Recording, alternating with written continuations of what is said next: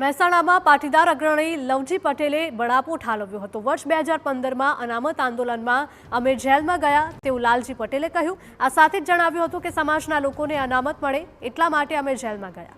સમાજ માટે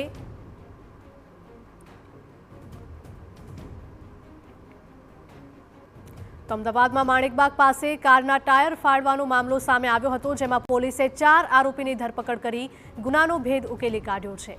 પાર્કિંગ જેવી નજીવી બાબતે ગાડીઓને નુકસાન કર્યાનો ખુલાસો થયો છે। આરોપીઓએ 26 ગાડીઓના ટાયર ફાડીને નુકસાન પહોંચાડ્યું હતું। 30 જુલાઈની રાત્રે બનેલો બનાવ સીસીટીવીમાં કેદ થયો હતો।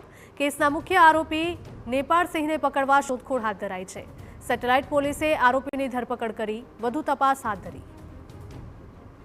સંવાદદાતા મિહિર જોડાયા છે ફોનલાઈન પર। મિહિર, જણાવશો કે અમદાવાદમાંથી માણેકબાગ પાસેના દ્રશ્યો સામે આવ્યા હતા કે જે શખ્સ છે તે ટાયર ફાડી રહ્યો હતો। શું અપડેટ મળી રહ્યા છે?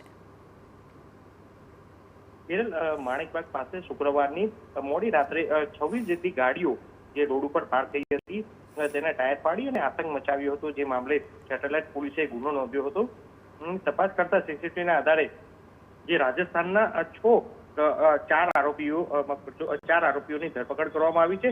4 આરોપીની ધરપકડ કરીને પૂછતાછ કરતા તે નજીકના જ રહે છે અને ત્યાં આગળ રોડ પર પડેલી જે ગાડીઓ હતી તે પાર્કિંગ કરવા જેવી બાબતમાં અદાવતમાં આ ગાડીના ટાયર ફાડ્યા હતા અને સમગ્ર ઘટના છે તે સીસીટીવીમાં કેદ થઈ હતી, જેના આધારે પોલીસે તપાસ કરતા જે આરોપીની ધરપકડ કરી અને ત્યારબાદ આ રાજસ્થાનના આરોપીઓ હોવાનું સામે આવ્યું। ત્યાંથી તેમની ધરપકડ કરી, પરંતુ મુખ્ય આરોપી જે નેપાળથી છે તેના દ્વારા જ અન્ય ત્યાં આગળ ગાડી પાર્ક કરવા અને ત્યાં લારી મૂકવા જેવી બાબતને લઈને જે માથાકૂટ થઈ હતી અને તે બાબતની અદાવત રાખી અને આ રીતના ટાયરો છે તે ફાડવામાં આવ્યા હતા। હાલ સેટેલાઇટ પોલીસે આ 4 આરોપીની ધરપકડ કરીને વધુ તપાસ શરૂ કરી છે અને મુખ્ય જે આરોપી નેપાળથી છે તેને પકડવા માટેની પણ શોધખોળ શરૂ કરી છે।